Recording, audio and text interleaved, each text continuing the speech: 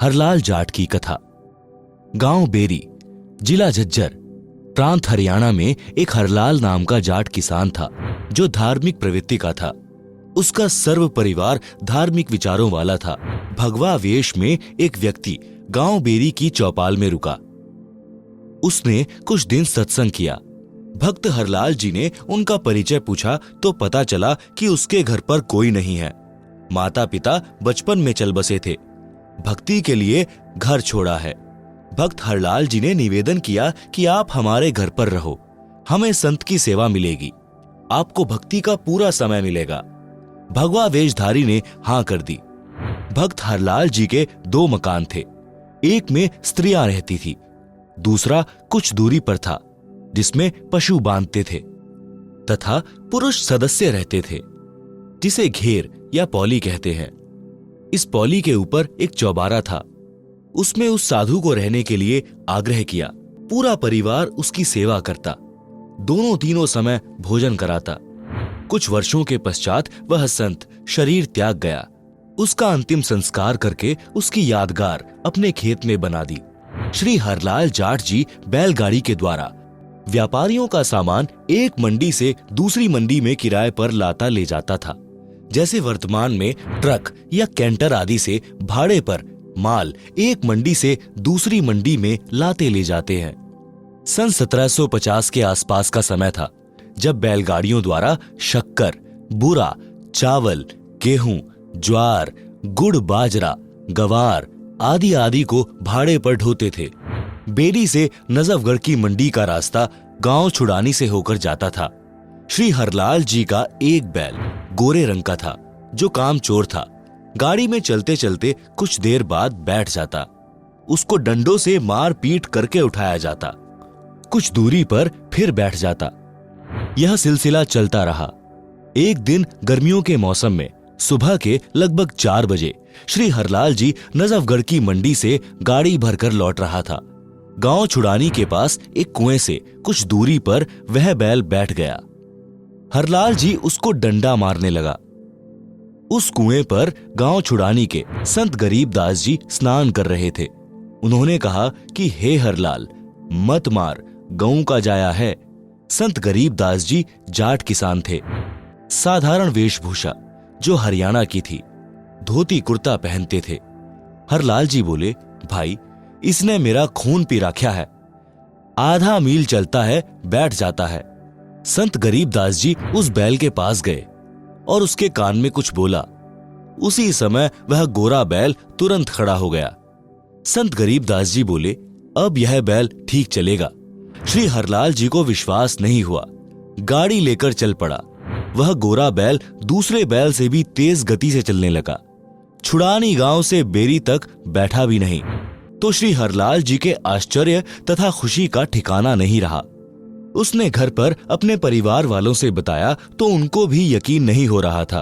उसके पश्चात हरलाल जाट गांव छुड़ानी में गया। उससे गलती यह लगी थी कि उसने उस स्नान करने वाले का नाम नहीं पूछा था। उल्टे पांव गांव छुड़ानी को चल पड़ा। विचार किया था कि शायद प्रतिदिन उसी समय स्नान करने आता होगा, इसलिए सुबह 4 बजे उसी कुएं पर पहुंचा तो संत गरीबदास जी ने पूछा कि हे हरलाल भाई, उस बैल के बारे में जानने आए हो क्या? हरलाल जी ने कहा कि आपसे कुछ नहीं छुपा है। मैं आपसे यही जानने आया हूं कि आपने क्या जादू कर दिया। वह बैल तो दूसरे से भी तेज चलता है।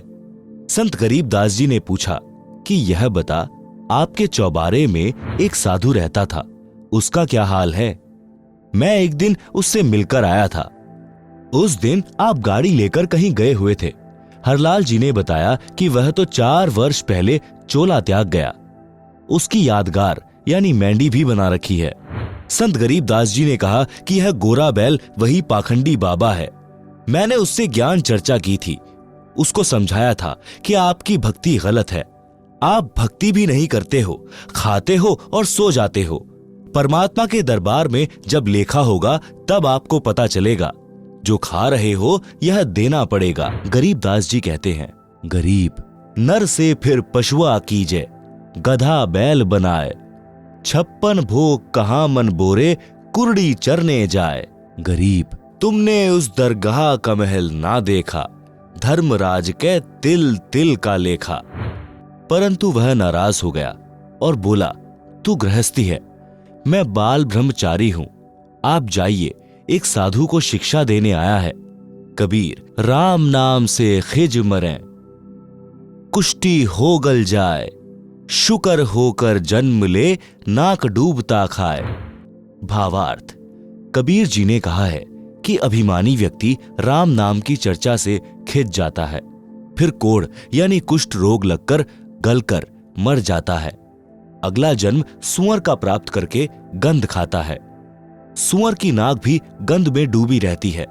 इस प्रकार का कष्ट वह प्राणी उठाता है जो भक्ति नहीं करता या नकली संत बनकर जनता में फोकट महिमा बनाता है। हे हरलाल, मैंने उसके कान में बताया था कि वह दिन याद कर, मैंने क्या कहा था, आप माने नहीं थे।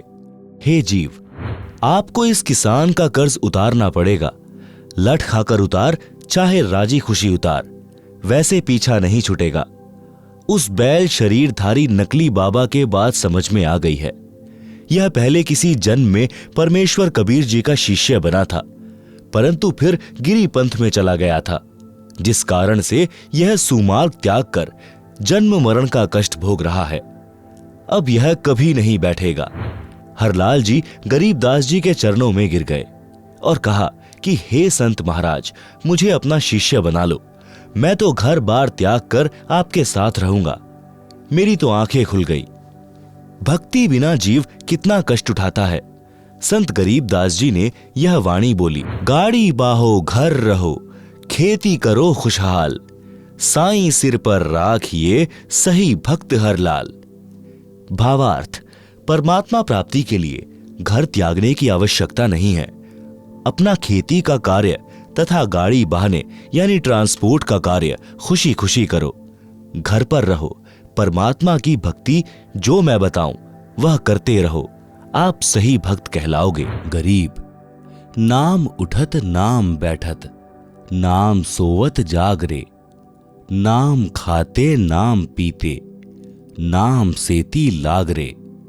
यही प्रमाण यजुर्वेद अध्याय 40 के मंत्र 15 में है कि वायु अनिलम अथ इदम अमृतम भस्मंतम शरीरम, ओम कृतु स्मर किल्वे, स्मर कृतम स्मर।